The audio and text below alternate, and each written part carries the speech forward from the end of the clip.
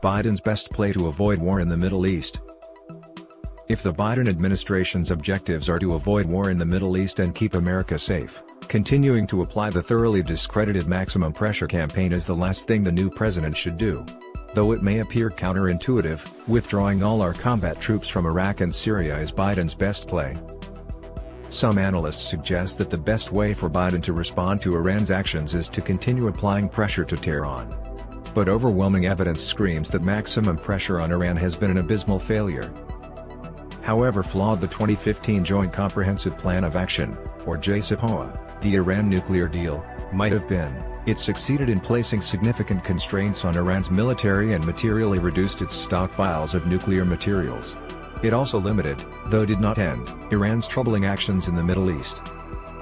Advocates of President Donald Trump's maximum pressure campaign claimed the economic pressure operation would change Iran's destructive behavior, cause them to respect the rights of its people, and return to the negotiating table.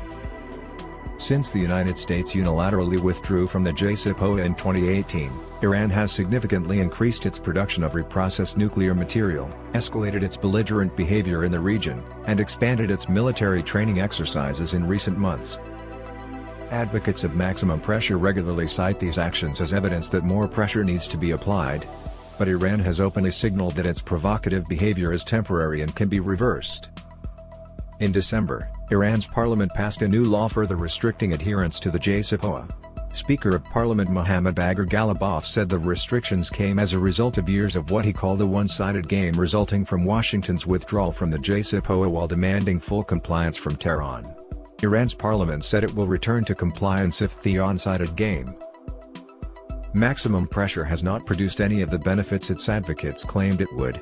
To the contrary, it has provided ample motivation for Iran to do the opposite of what we would prefer, spiking tensions to the point that the risk of war, whether by design, miscalculation or mistake, is unnecessarily high.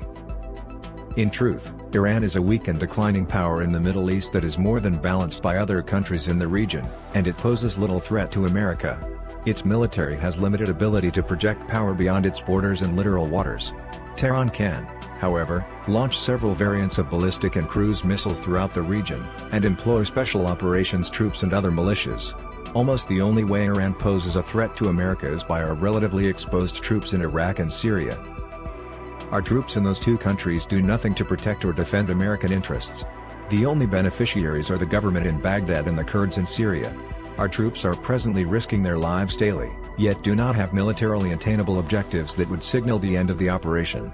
There are, quite literally, sitting in the desert conducting tactical actions divorced from any strategic relevance.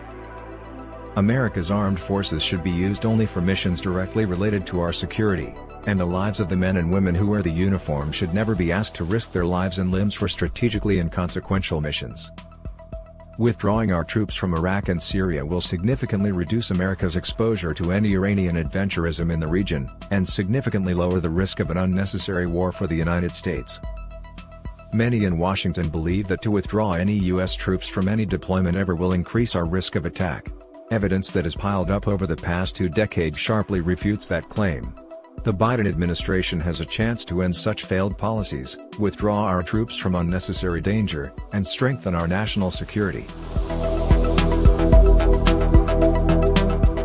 By wearing masks, we can reduce the risk of spreading the virus, and that will help protect our collective health.